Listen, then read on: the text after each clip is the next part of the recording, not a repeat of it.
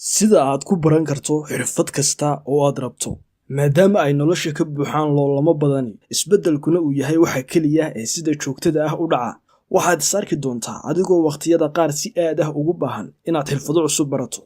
muuqaalkan waxaan kuugu sheegi doonaa tusaale dhab ah oo ku tusi doona sida aad xirfad kasta u baran karto noloshaadana aad ugu guulaysan karto sidii uu Sakariya ku bartay dabaasha sheeko dhab ah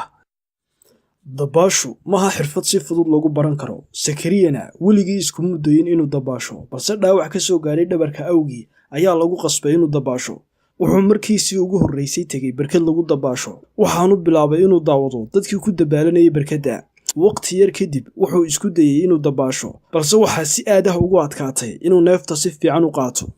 sidoo kale wuxuu marar badan si qalad ah u cabay biyaha barkadii lagu dabaalanayay sababtoo ah afkiisa ayuu furayay waqtiyo qaldan gurigii wuxuu tagay isagoo aad u daalan balse wuxuu maanka iyo maskaxdaba ku hayay oo uu aaminsanaa inuu baran karo xirfadan dabaasha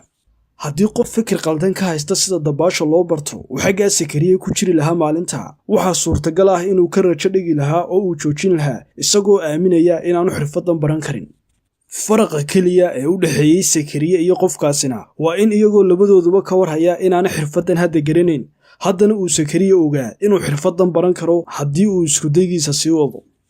maalintii labaad ee uu Sakariya barkadii tagay wuxuu cabay biyo ka yar biyihii uu hore u cabi jiray waxaanu bartay waqtiga ku habboon ee neefta la qaato markii saddexaad ee uu barkadii tagay wuxuu arkay tababare carruur baraya sida loo dabaasho waxaanu Sakariya daawaday tababarihii wuxuuna ka bartay sida saxda ah ee gacmaha loo dhaqaajiyo marar badan ayuu isku dayay inuu si fiican u dabaasho maalintaa balse kuma guulaysan inuu si caadi ah u dabaasho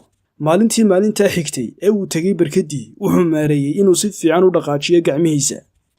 wuxuu dareemay kalsooni badan sababtoo ah wuxuu ogaaday inuu si fiican u hayo waddadii uu ku baranayay dabaasha maalintii xigtay wuxuu la kulmay wiil ay saaxiib ahaayeen oo dabaasha ku fiicnaa waxaanu weydiiyey farsamooyinka dabaasha lagu barto waxaanu saaxiibkii u sheegay dhowr tallaabo oo kale Sakariye marar badan ayuu si qaldan u sameeyey dabaasha wuxuu xogo talooyin iyo faallooyinba ka helay dadka waxaanu sameeyey farsamooyinkii loo sheegayay ilaa uu ka bartay dabaashii qaacidada aad ku baran karto xirfad kasta oo cusubi waa mid aad u fudud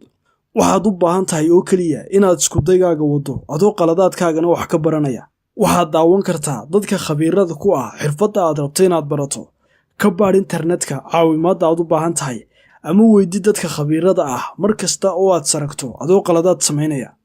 waqti yar kadibna waxaad sarki doontaa adigoo ku takhasusay xirfaddii adayga kuugu muuqatay bilowgii hore